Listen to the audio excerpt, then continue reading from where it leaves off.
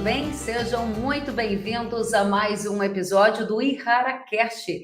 E neste dia a gente vai tratar de plantas daninhas na cultura do milho, entender qual é o cenário hoje no Brasil, as melhores formas de manejar as plantas daninhas na cultura do milho e entender o que há de novidades em termos de tecnologia disponíveis para o agricultor brasileiro. Para esta conversa, a gente vai receber o Leandro Paiola. Ele tem pós-doutorado em produção vegetal, com ênfase em ciência das plantas daninhas. É professor da Universidade Federal do Paraná. As nossas boas-vindas a você, Leandro. Tudo bem? Tudo bem, graças a Deus. Obrigado por essa oportunidade para tratar um assunto que é de extrema relevância. Eu fico muito feliz da gente tratar esse tema que não é brincadeira, né? E a gente está falando para um público aí que com certeza também não encara como nós, assim, encara os desafios no dia a dia, as lutas no dia a dia, e fico muito satisfeito em poder tentar, nesse momento, compartilhar algumas ideias, especialmente voltada às soluções para o nosso agronegócio. Excelente, Leandro, muito bom. E vamos direto ao ponto, como a gente gosta aqui no IharaCast. Você começou o nosso bate-papo dizendo que plantas daninhas não são brincadeira e que o agricultor brasileiro conhece bem esse negócio e por isso leva a sério esse desafio. Qual é o cenário quando a gente fala de plantas daninhas no Brasil? É um sinal vermelho, um sinal amarelo, um sinal verde de tranquilidade? Conta pra gente. Gostaria que esse sorriso que eu dei agora fosse um sorriso de alegria, mas é um sorriso de ironia quase, né? Porque, na verdade, nós estamos vivendo um cenário que já foi de longe o amarelo, nós estamos vivendo um cenário que hoje saiu da atenção para um cenário extremamente crítico, um cenário perigoso, um cenário de luz vermelha, de luz que não é mais atenção, mera atenção. Então, nós estamos vivendo hoje uma complexidade de plantas daninhas, ora tolerantes, ora resistentes, plantas daninhas que roubam muito dinheiro do nosso produtor. Eu sei que o nosso tema a ser tratado aqui, você, ouvinte, é milho, tá? Então, mas quando a gente pensa no sistema produtivo como um todo, o milho não é um ente isolado no sistema produtivo, ele está dentro de um conjunto de sucessão de culturas que, ora, envolve a cultura da soja, por exemplo. E quando a gente pensa em culturas como é a soja, como é o milho, esses prejuízos resultam, em outras palavras, em um dinheiro que está indo para o ralo, em uma carteira nossa que está sendo batida, e isso é muito significativo. Só para vocês terem ideia da magnitude desse prejuízo potencial que acontece em nossas lavouras, um prejuízo muitas vezes pouco perceptível, infelizmente ainda, é importante citar alguns números até para poder sensibilizá-los diante dessa situação. Se nós pensamos em soja, por exemplo, eu vou pegar uma planta bem conhecida de norte a sul, como é o capim amargoso. Uma planta de capim amargoso, uma touceira de capim amargoso por metro quadrado na média da área vai levar um prejuízo de aproximadamente 20, 21 a 25% tranquilamente do rendimento. Escuta essa. Uma planta de capim amargoso, uma touceirinha de capim amargoso por metro quadrado na média da área, 20 a 25%, podendo chegar a 30% do rendimento tranquilamente que vai para o ralo. Vou pegar um outro exemplo, sendo uma folha estreita com uma folha larga. Uma planta de caruru por metro quadrado na média da área vai levar um prejuízo que pode ser de 20% a 40%. Isso eu estou pensando em soja, mas esses prejuízos acontecem no milho, que para nós aqui talvez não seja a cultura principal em termos de Brasil, mas é a principal cultura no mundo, a cultura do milho hoje. Mas no Brasil ela está no sistema soja-milho, então o milho é importante, seja a primeira ou segunda safra. Então, esse milho vai sofrer, seja com folha estreita ou com folha larga. Vamos pegar o exemplo do caruru. O caruru, uma planta de caruru por metro quadrado, na média da área, quando a gente extrapola isso para a média da área, seja avaliações que a gente faz a campo, no produtor e tal, ou experimental em condições controladas a campo, né, estudando isso profundamente, pode levar a prejuízos que vão de 10% a 13%. Escutou essa? Uma plantinha de caruru por metro quadrado, na média da área, vai te levar a um prejuízo de 10% a 14%. Parece muito? Com certeza é muito. E quando a gente vai para as folhas estreitas, isso é pior, porque folha estreita com folha estreita, ou seja, milho com outras monocotiledôneas, isso vai se agravar potencialmente mais. Então fica atento ao controle de plantas daninhas. Fica atento ao controle, ao manejo dessas plantas ora resistentes, ora tolerantes. Não está fácil a vida, não está fácil a vida.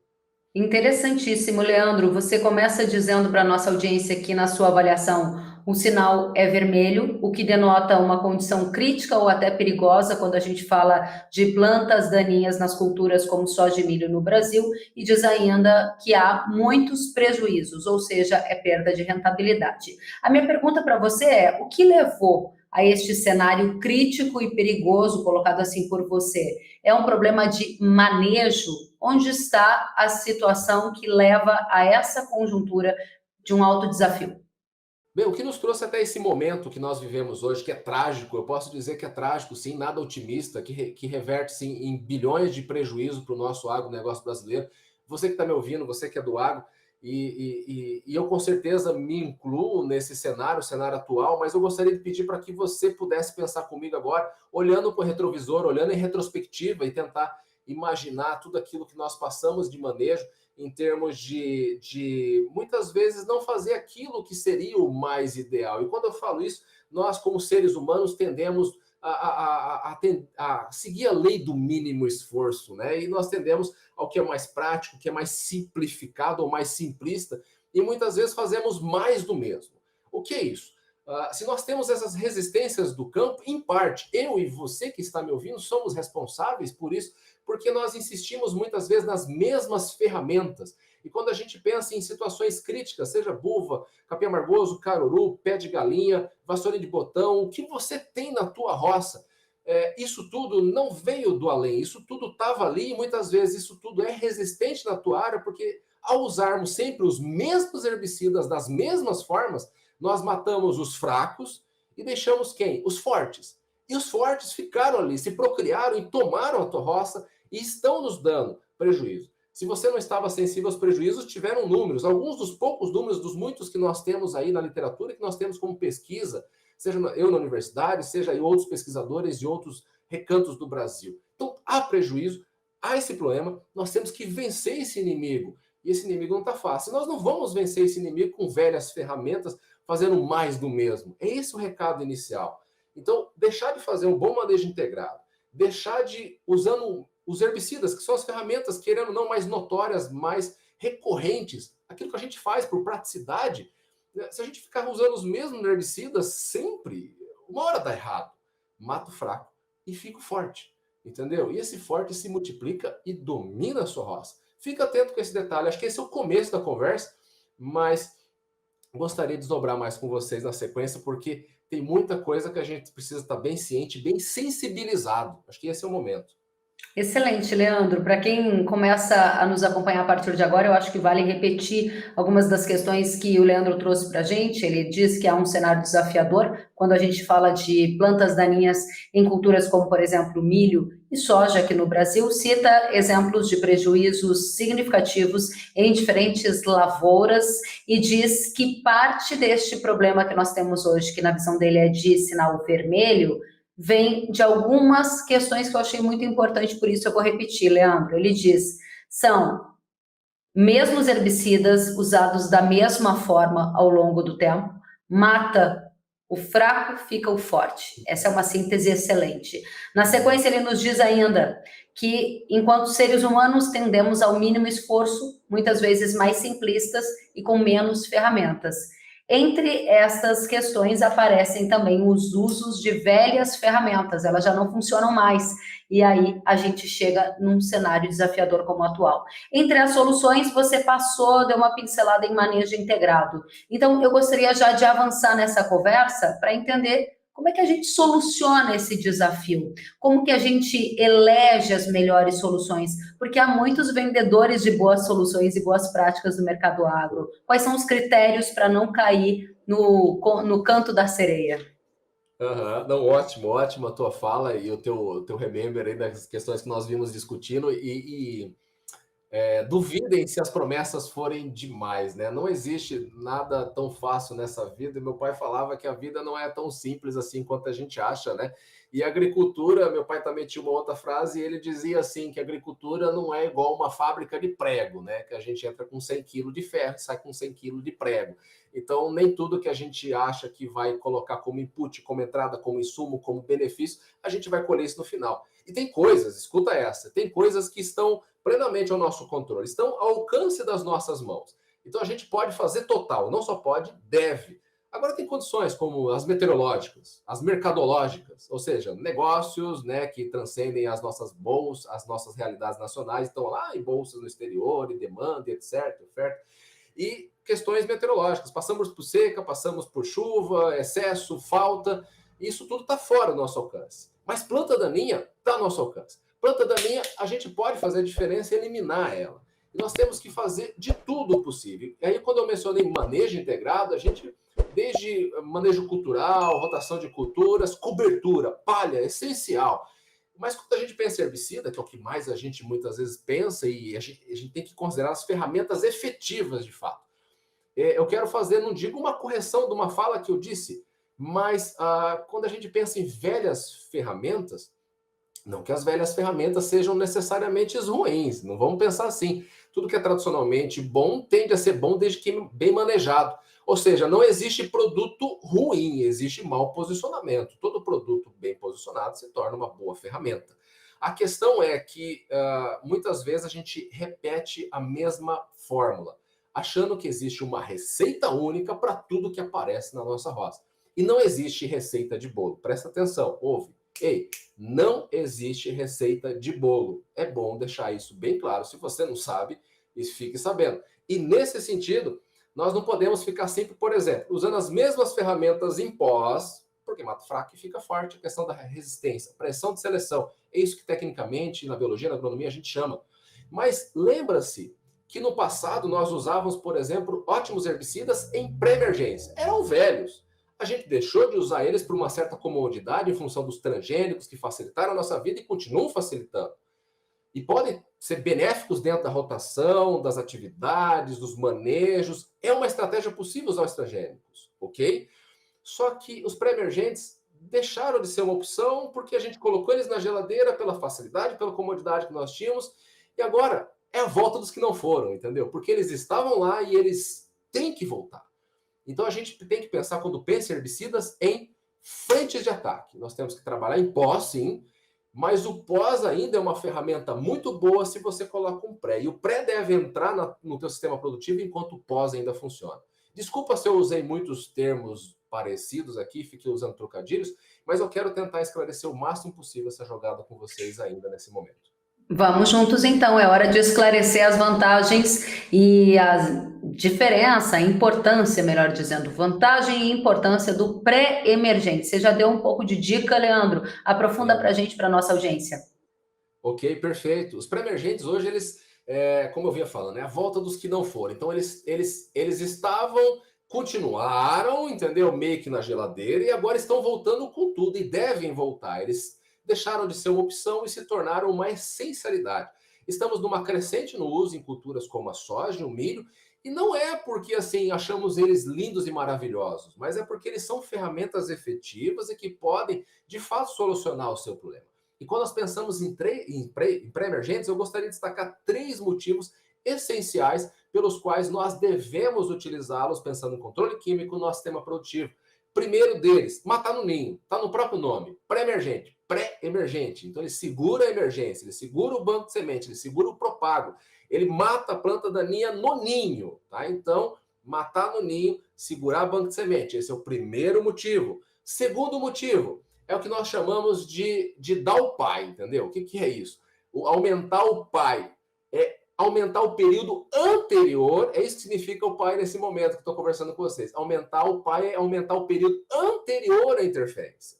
Então eu dou, em outras palavras, bem simples para você que está me ouvindo, é dar uma dianteira competitiva. Eu uso o pré-emergente, faço a cultura, desde que tenha sido bem dessecado com esse pré-emergente, a cultura faz o quê? Ela entra no limpo. Aumenta esse período anterior à interferência, sem mato ou com mato vindo devagarinho, pequenininho ali, facilitando o meu controle em pós. Escuta isso, facilitando o meu controle em pós. Eu diminuo o período crítico de prevenção de interferência em pós-emergência. Quem sabe eu posso até tirar uma aplicação de pós-emergente e aí eu tenho uma vida mais tranquila dentro da cultura para que ela feche no limpo. Sacou essa? Olha que fantástico. E o terceiro, para mim, o melhor e maior motivo nesse momento crítico, e essa foi a conversa que nós tivemos. Se você entrou agora e está me ouvindo só a partir dessa fala aqui, volta a conversa e você vai perceber que nós começamos dizendo que está crítico a coisa, está feia a coisa, especialmente por causa das resistências e tolerâncias. E pensando em resistência, os pré-emergentes são um mecanismo, uma ação, uma estratégia fantástica para a rotação de mecanismos de ação. Ou seja, deixar de fazer o mais do mesmo.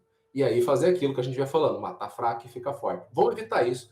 Vamos deixar de dar bobeira no campo, que a gente está perdendo muito dinheiro.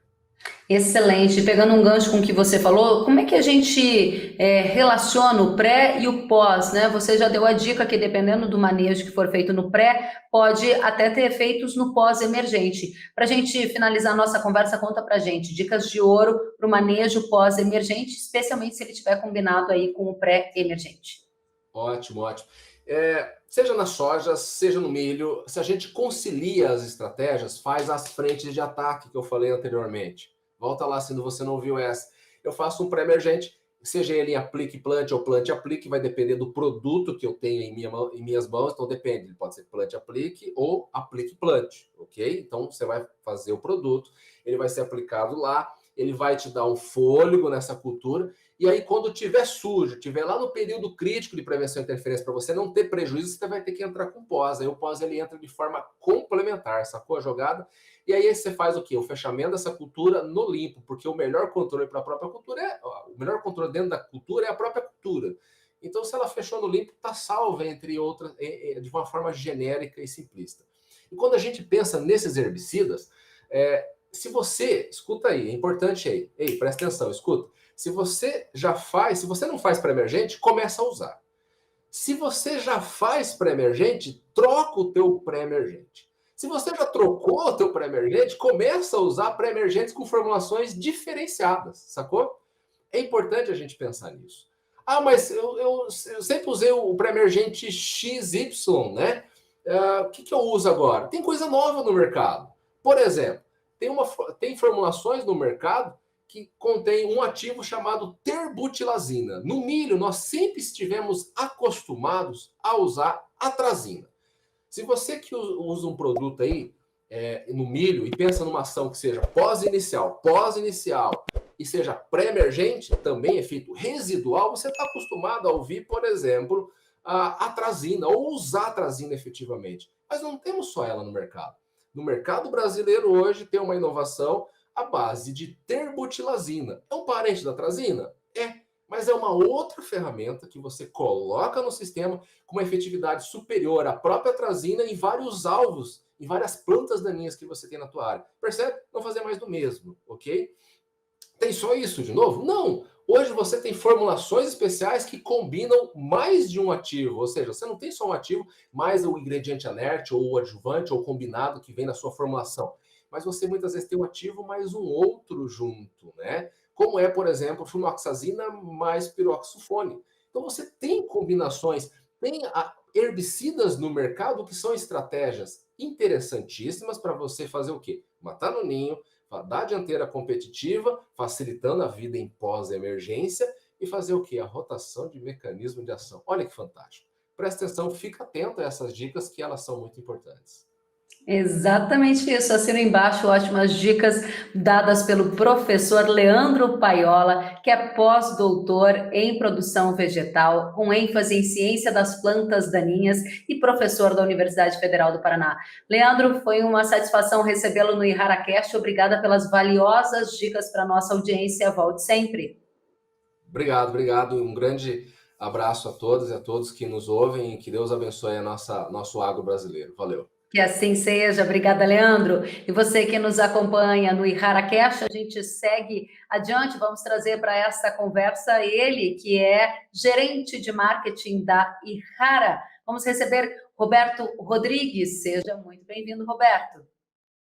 Obrigado, Kellen, pela oportunidade. Esse momento é importante para a gente estar comentando um pouco sobre o manejo, né? Manejo eficiente e levando inovações aí para o produtor, pensando principalmente na cultura do milho. Roberto, conta para a gente um pouquinho mais então sobre o Kyodin, por que esse produto é considerado tão inovador?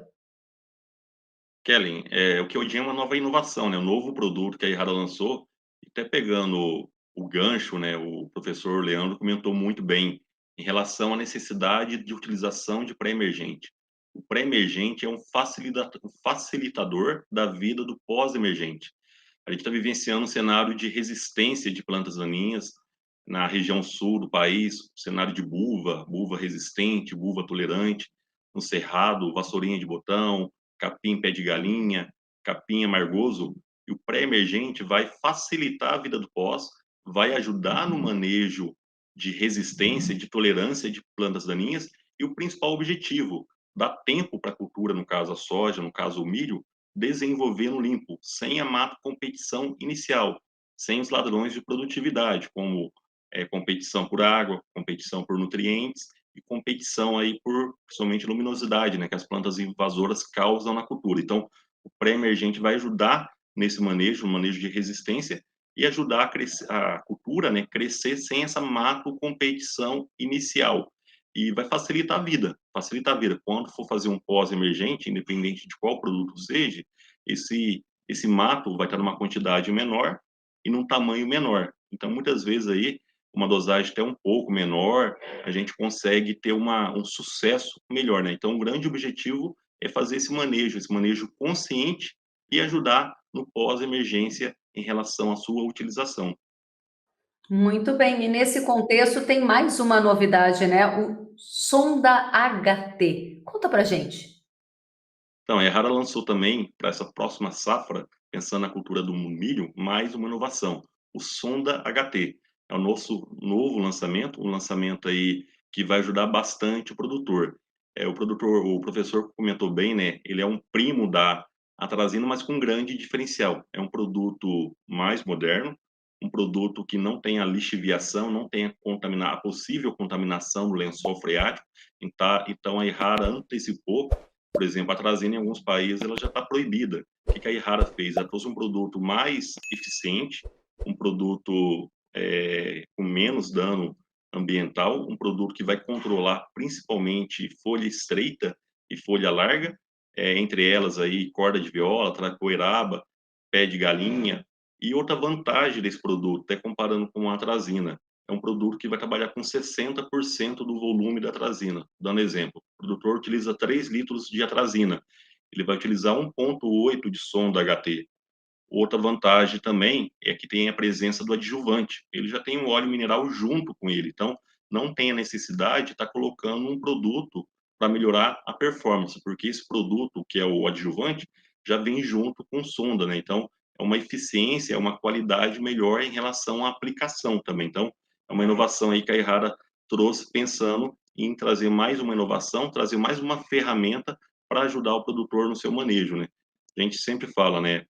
Pensando principalmente no manejo de plantas daninhas, a gente tem que ter ferramentas a mais e opções aí para o produtor conseguir manejar. O grande segredo de uma lavoura, independente de qual cultura, é sair no limpo, né? Sair bem, né? E os herbicidas têm um papel fundamental nesse controle e nesse manejo de plantas daninhas, independente de qual cultura que vai ser plantada. Excelente, Roberto.